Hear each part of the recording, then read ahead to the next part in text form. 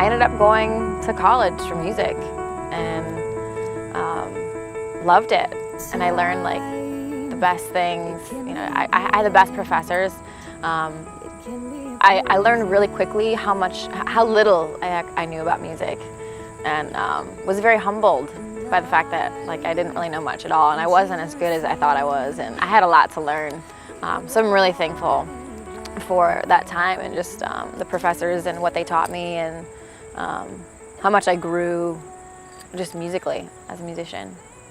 I ended up meeting this rapper. He heard me sing at church, and he was like, hey, you know, I love your voice. I really want you to sing on a couple songs of mine. And I was like, yeah, sure, no problem. And then he ended up introducing me to a producer friend of his, and I started writing with him and doing demos with him. And he introduced me to this other producer, and before I knew it, I was signed to an independent production company as a R&B pop artist. And it was just this process of meeting people and thinking, okay, this is it, and then just a roadblock and a dead end and things not working out. And you know, the whole time I felt like, okay, like God brought me to these people. This is God, this is His will. And after so many dead ends, I hit this point where I was like, am I missing something? Like, I never thought that at this point in my life, this is where I would be. And maybe this pursuit has been completely in vain, and maybe I've missed a sign. Maybe I've been going at this the wrong way. And I had this conversation with my parents. They're wonderful, godly people, very wise.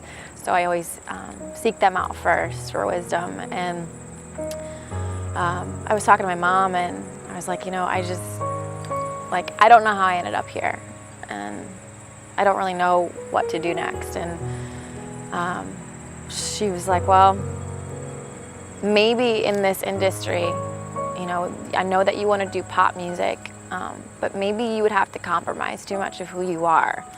And, you know, you are such a, you know, woman of God, and you have these values and these standards, and maybe you would be asked to compromise too much. So maybe that's not what God has for you. Maybe He wants you to do Christian music.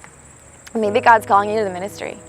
And then that same conversation, my dad got on the phone, and you know, I was like, maybe I just shouldn't sing anymore. And he was like, Kayla, you're an artist, and it is just this spring that flows inside of you.